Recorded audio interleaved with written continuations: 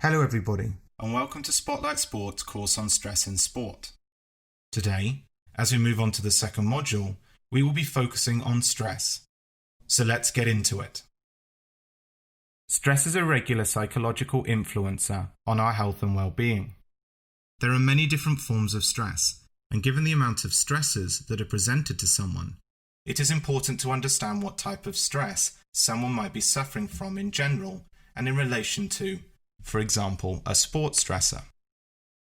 When this stressor occurs, it is uncommon for someone to know the process that goes on within the body that actually causes a stress response. To be able to understand the process allows you to relate to an athlete if they are in a situation where they either run away from a stressor, take it on, or are even frozen to the spot. To make this even easier, being able to identify if an athlete is suffering a form of stress is much clearer by identifying the symptoms. If it is visible to you they are feeling stress, then you can aim to reduce it as quickly as possible.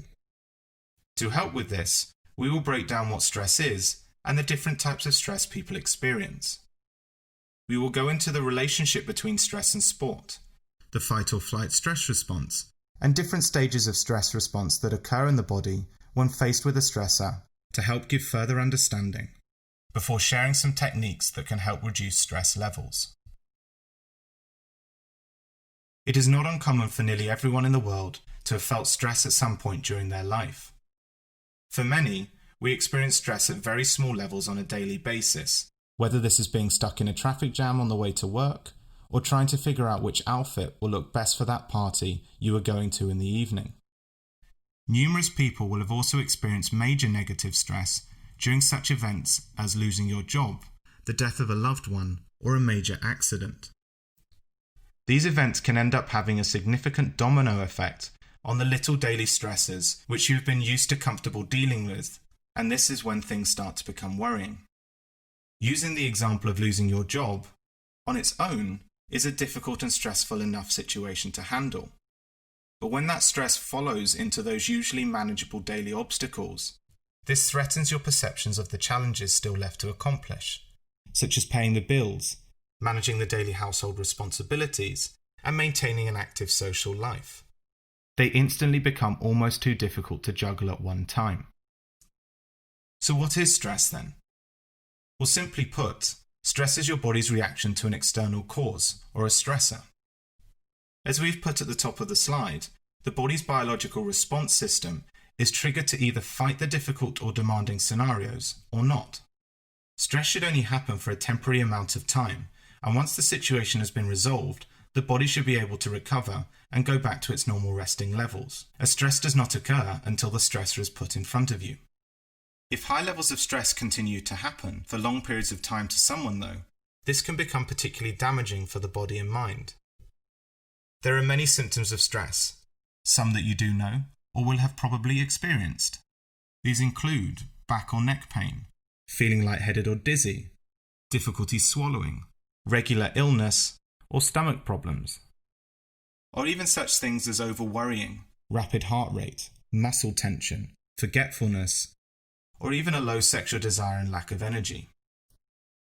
Continuous exposure to these symptoms can lead to chronic stress, which eventually leads to a wide variety of emotional and physical disorders, including depression, anxiety, heart attacks, obesity, and hypertension. When we listen to people use the word stress, it always carries with it negative connotations. This means that many people believe that stress is always bad for you, but that actually isn't true. Positive stress, or eustress, is when you perceive a stressful situation as an opportunity that will lead to a good outcome. Because of this, eustress can lead to you feeling satisfaction and accomplishment, as well as a sense of wholeness. Eustress can not only improve biopsychosocial health, but it is also considered an important aid to motivation, adaptation, and reacting to the surrounding environment. And examples of this are planning for a wedding, promotion at work, or even having a baby. On the other hand, negative stress or distress is the most common form of stress experienced by anyone in their life. Distress has such characteristics as perceived as being outside of your own capabilities to cope with it. feeling uncomfortable or unpleasant, lowers your efficiency or performance, or can lead to physical and psychological problems. And examples of distress are death of a family member, divorce, illness, isolation, or even in a sporting world, losing to a rival, not making the starting lineup, or suffering from injury. Acute stress is something that everybody experiences. This form of stress comes from a specific event or situation that is completely new to you, and therefore the body has to adapt without any previous experiences. They can be both positive and negative, such as the excitement you experience by cycling your bike down a very steep hill in the woods, or of course very frightening and scary situations, such as being fortunate enough to miss being involved in a car accident. Because the situation, whilst being very intense, is short in duration, there is not traditionally any negative consequences from experiencing acute stress, except for those that have experienced severe levels, such as life-threatening situations. Episodic acute stress is when an individual experiences acute stress too frequently. This can occur when someone feels internal pressure, they take on too much responsibility, or even in certain cases feeling an intense life or death response to incredibly common scenarios, such as forgetting to hand in a piece of homework or report to your teacher and they are angry with you, but you believe you could fail the class, or even be told off or given a detention, and it could be the end of the world. To the individual, their responses seem reasonable, but the only person they are harming is themselves. People suffering from chronic stress are always suffering high adrenaline levels and can have difficulty being able to relax. Suffering from such unhealthy levels of stress almost daily can mean developing severe physical and psychological medical conditions. Stress for some people can really start to interfere with their ability to live normally for longer periods of time, and this is when it becomes extremely dangerous for them. Like any negative stresses on the body, the longer the stress goes on for, the more problematic it becomes for their physiological and psychological well-being. The continuous exposure to stressful situations where the body's response system is struggling to return to a normalized state causes long-term damage. This wear and tear on the body can lead to much more serious health problems, such as cases of high blood pressure, high cholesterol, heart disease, type 2 diabetes, and depression. Whether we like it or not, stress and sport are deeply connected. You cannot get one without the other. Just think about it like this.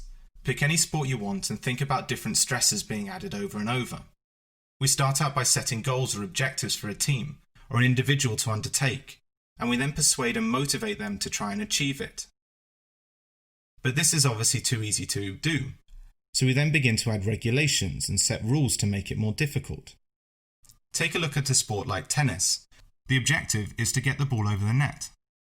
When playing an opponent, you have to outlast them in a rally to win a point. Then added to that, you then have the tram lines or restrictions, where if the ball bounces outside of them, then it's out.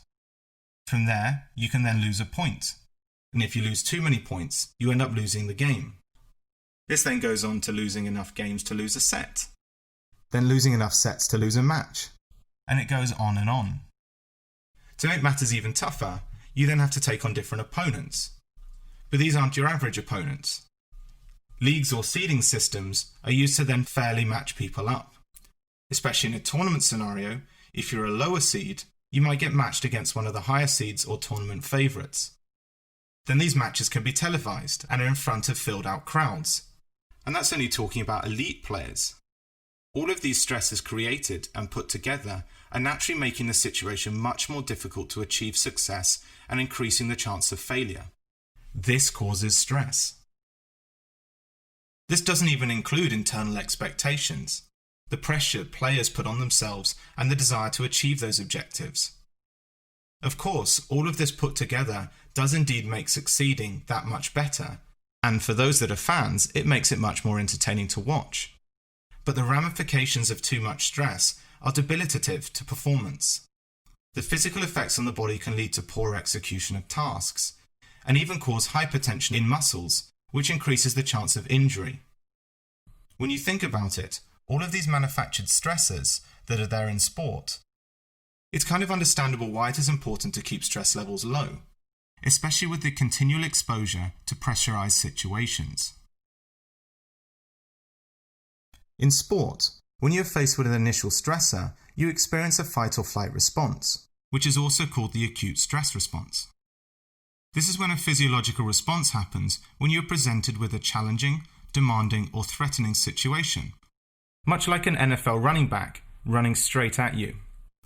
Your body works quickly to interpret the situation and release hormones that will prepare you either to stay and handle the situation, in this case tackle the running back, or see it as too great a threat that you have to leave, or step to the side and allow him to score a touchdown.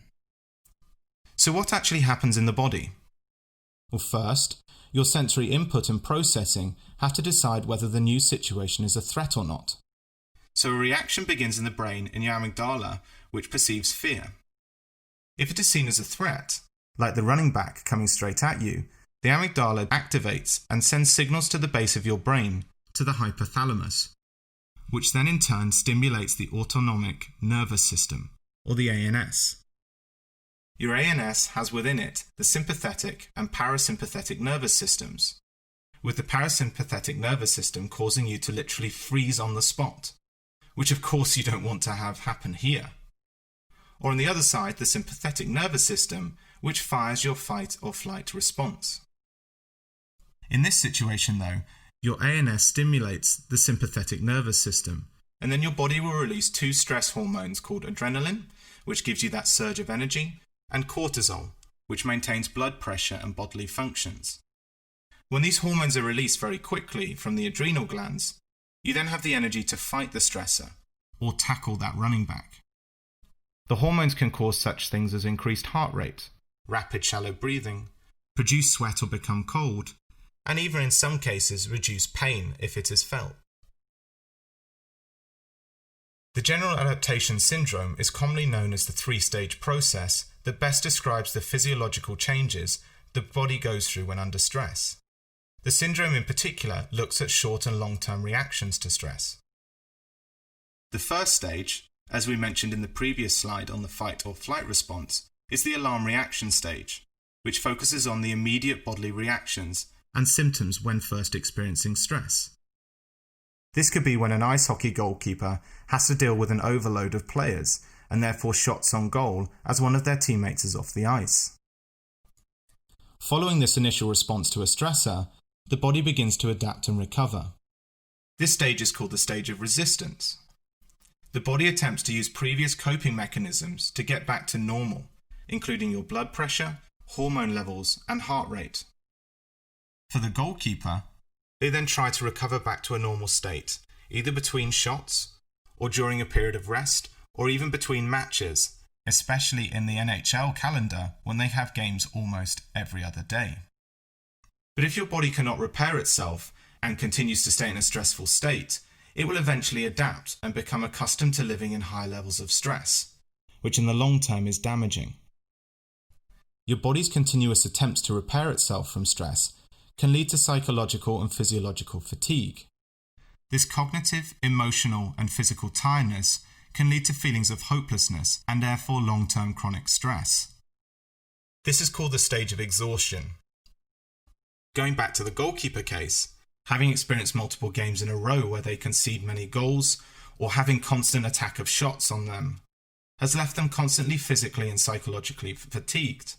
And this is when a coach should realistically give them a break before exhaustion becomes too unmanageable. Whilst there are many techniques to help reduce stress levels, such as goal setting, keeping a stress diary, which we mentioned in the previous course on stressors, and even relaxation techniques, which will come up in following courses, today we will focus on giving more insight into mindfulness. Mindfulness is a way of training yourself to focus your attention in a certain way to calm your mind. It can help you in your day-to-day life, your work, relationships, or especially in this situation, sport well-being. Without being mindful, you may simply react to negative thoughts and feelings. Practicing mindfulness may help you to become more aware of your thoughts and feelings and manage them in a positive way. Taking control of those thoughts and feelings can help reduce stress and anxiety and increase focus towards stresses that may occur on the pitch or in a training session. Being mindful makes it easier to savour the pleasures in life as they occur. It helps you to become fully engaged in sporting activities and creates a greater capacity to deal with similar adverse events that turn up in different sporting contexts. Two of the many techniques are such things as 1-minute breathing exercises, where you sit with your back straight but relaxed. Then for the next minute, you focus your entire attention on your breathing in and out, how air passes in and out of your nostrils, and how your abdomen rises and goes down with each breath. If thoughts start crowding in, gently let them go and refocus on your breathing. Or another one, the stress retrain. Stress left undefined can remain a vague shape-shifting monster wreaking havoc on your mental well-being. By identifying the sources of your stress and listing them on paper, you're one step closer to moving beyond that stress itself. As we mentioned at the start, stress is a regular psychological influencer on your health and well-being. If we are presented with a single threatening or challenging stressor, that could be either positive or negative, we will experience acute stress for the small period of time until that stressor disappears. However, if we continuously feel unhealthy levels of stress over a long period of time, someone could suffer from chronic stress, which could lead to a range of disorders such as depression, obesity, or heart attacks. When presented with a stressor, the body goes through three main stages: the alarm reaction, where we experience the fight or flight response in the body straight away; the stage of resistance, when our body aims to return back to a more natural state; and finally a stage of exhaustion, which in the long term is if the body is physically and mentally fatigued from continuous stressful situations. There are multiple visible symptoms to show an athlete could be suffering from stress. This could be a combination of cognitive and somatic types, as we have on the slide in front of you, such as dizziness. So when they are identified, it is very important to find a good technique to help reduce stress, much like mindfulness, in the athlete as soon as possible. If you have any questions or for more information on this course, contact us at spotlightsportspsychology.com.